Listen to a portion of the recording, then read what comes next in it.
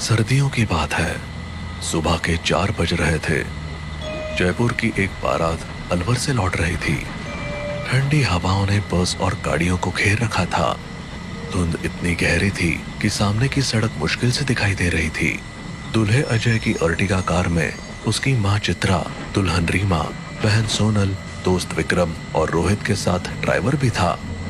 बहू, आराम से बैठी हो ना? जी मम्मी जी। शादी बहुत झमेले वाला काम है। इतनी थकावट हो रही है जिसकी कोई हद ही नहीं। अरे विक्रम, कहाँ खोया हुआ है? लगता है वो अपनी शादी के सपने बुन रहा है। अरे नहीं यार, मैं तो बस बाहर देख रहा था कि कितना अंधेरा है। कैसा डरावना माहौल लग रहा है। ऐसे में किसी को इस रास्ते पर अकेले पैदल चलना पड़ेगा तो क्या होगा? अरे भैया क्यों डरा रहे हो? ऐसी बातें ना करो ना।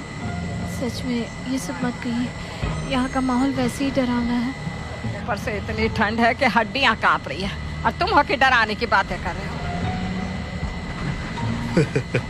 हाँ ठीक है, अब नहीं कहूंगा। I am very very sorry. जैसे जैसे गाड़ी आगे बढ़ रही थी, अंधेरा गहराता जा रहा था। ठंडी सर्दियों की हवा खिड़कियों से अंदर घुस रही थी और हर कोई अपनी अपनी जगह पर दुबक कर बैठा था। इस बीच उन लोगों को पता ही नहीं चला कि ड्राइवर ने एक गलत मोड़ ले लिया है। कुछ ही देर बाद एक सुनसान जगह पर कार अचानक रुक गई। यहाँ गाड़ी क्यों रोक दी?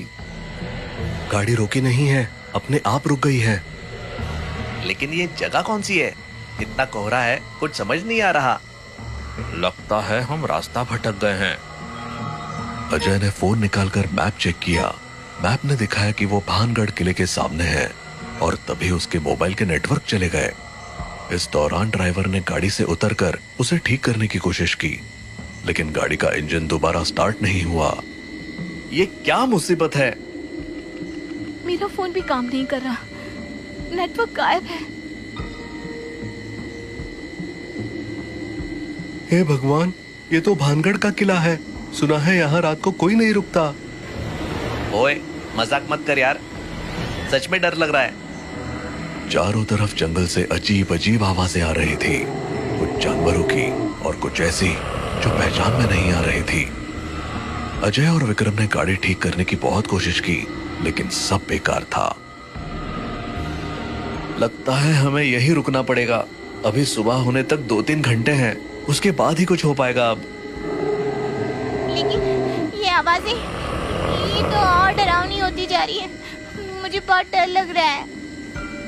क्यों ना किले के अंदर चलते हैं, शायद वहां ज्यादा सुरक्षित हो। नहीं, ये भानगढ़ का किला है, ये भूतिया है। आप लोगों को मालूम नहीं है क्या?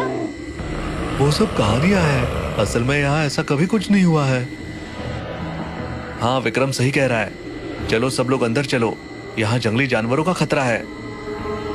जी अंदर चलिए, भूत हो ना हो लेकिन जानवर जरूर हैं। वो लोग उसकी बात मानने को तैयार ही नहीं थे, पर तभी कहीं दूर से भेड़िए की आवाज आई और सब फौरन अंदर पहुंच गए। किले का माहौल बिल्कुल सुनसान और डरावना था। दीवारों पर उगी झाड़ियां और मकड़ी के जाले उसे और भूतिया बना रहे थे। वो लोग अभी अंदर पहुंचे ही थे कि एक तरफ से चमगादड़ों का झुंड उड़ा। सबका दिल दहल गया। हे भगवान, मेरी जान निकल जाएगी। हिम्मत रखो बहू, बस कुछ घंटे की बात है। मुझे लग रहा है कि कोई हमें देख रहा है। पागल मत बनो, यहाँ कोई नहीं है। सबने किले के एक कोने में जगह बनाई और बैठ गए। ठंड बढ़ती जा रही थी और डर का माहौल गहराता जा रहा था। तभी सोनल ने एक बार फिर कहा, सच में किसी ने मुझे देखा, मैंने उसकी आंखें महसूस की। इस बार सब चुप हो गए। तभी पास की दीवार से एक अजीब सी खरोच की आवाज आई। ये क्या था? शायद कोई जानवर होगा। तभी दीवार पर एक परछाई दौड़ती हुई दिखाई दी। वो क्या था? सबने पलट कर देखा, लेकिन कुछ नजर नहीं आया। किले के अंधेरे में हर कोना और भी भयानक लगने लगा। तभी अचानक सोनल जोर से चिल्लाई, वो देखो क्या है। सब इकट्ठे होकर खड़े हो गए। विक्रम ने अपनी टॉर्च निकाली और चारों तरफ रोशनी डालनी शुरू कर दी, पर वहां कुछ नहीं था। वो वापस आराम से बैठ गया। किले के अंदर अंधेरा गहराता जा रहा था। ठंडी हवा की सहरन हड्डियों तक पहुंच रही थी। हर कोई किसी न किसी तरह अपनी घबराहट को छिपाने की कोशिश कर रहा था, लेकिन डर का साया धीरे धीरे सभी पर हावी हो रहा था। रीमा, जो कोने में चुपचाप बैठी थी, अचानक झटके से उठी। किसी ने मेरे कंधे पर हाथ रखा। क्या? कौन? रीमा ने पलटकर देखा, लेकिन वहां कोई नहीं था। उसकी आंखें डर और हैरानी से फटी रह गई। यहाँ कोई नहीं है, शायद तुम्हें वहम हुआ होगा। नहीं, मैंने साफ महसूस किया था, ठंडे हाथ जैसे बर्फ हो।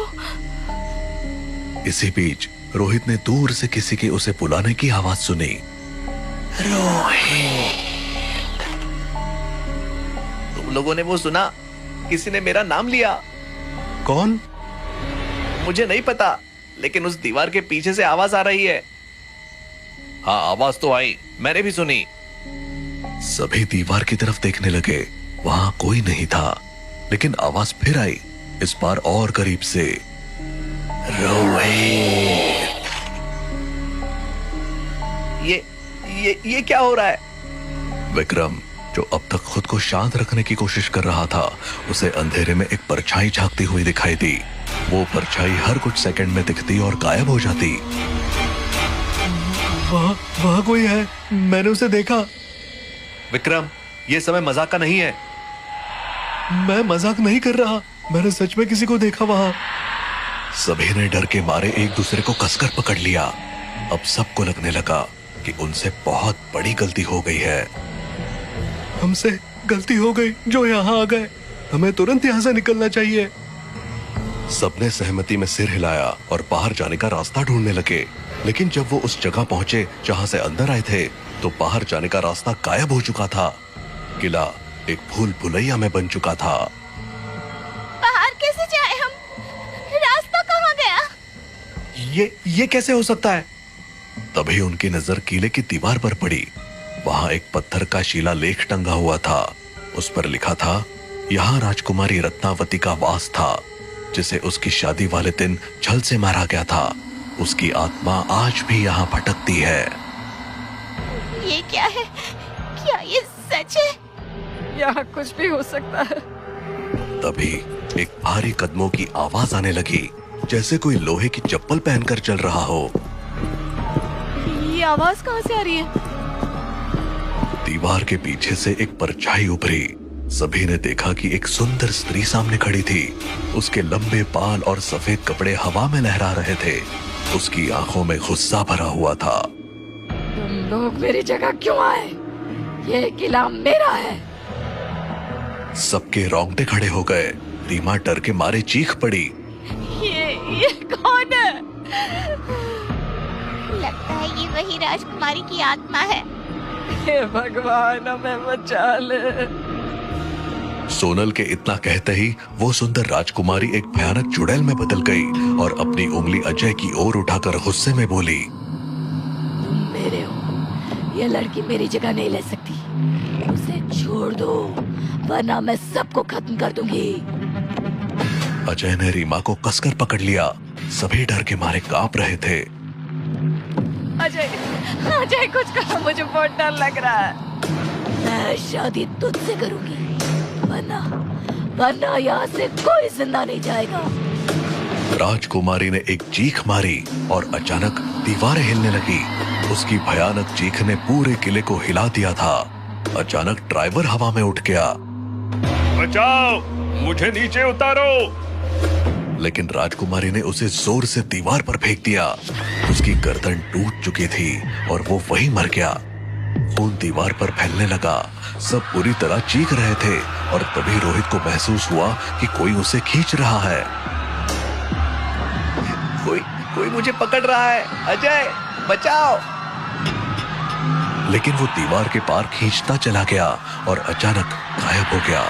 उसकी चीखें किले में गूंजती रही और फिर एक भयानक सन्नाटा छा गया। अब विक्रम को ऐसा महसूस हुआ जैसे कोई उसके सीने पर भारी पत्थर रख रहा हो। मुझे सांस नहीं आ रही, कोई मुझे बचाओ। वो दर्द से तड़पते हुए नीचे गिर पड़ा। उसकी आंखें लाल हो गई और कुछ ही पलों में उसकी सांसें थम गई। भगवान के लिए हमें छोड़ दो।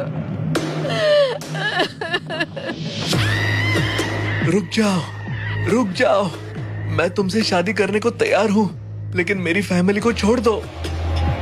तुम्हारा ये निर्णय तुम्हें बचा सकता है, लेकिन तेरी ये पुरानी दुल्हन अब मेरी बंधक रहेगी। रीमा को एक अदृश्य शक्ति ने पकड़ लिया। वो चिल्लाई, लेकिन कोई फायदा नहीं हुआ। राजकुमारी ने शादी की रस्में शुरू करवाई।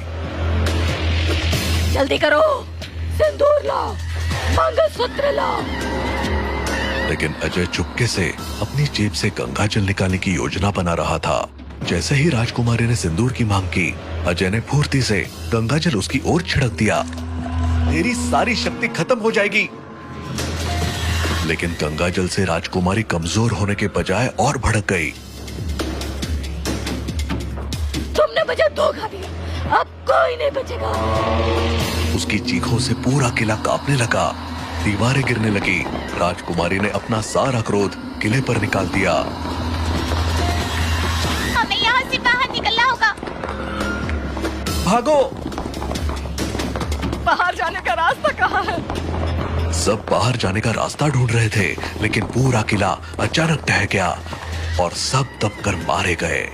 सन्नाटा छा गया, बस राजकुमारी के रोने की आवाज गूंज रही थी। पर अगले ही पल राजकुमारी का रोना बंद हो गया और वो किला फिर से खड़ा हो गया, अपने अगले शिकार के इंतजार में।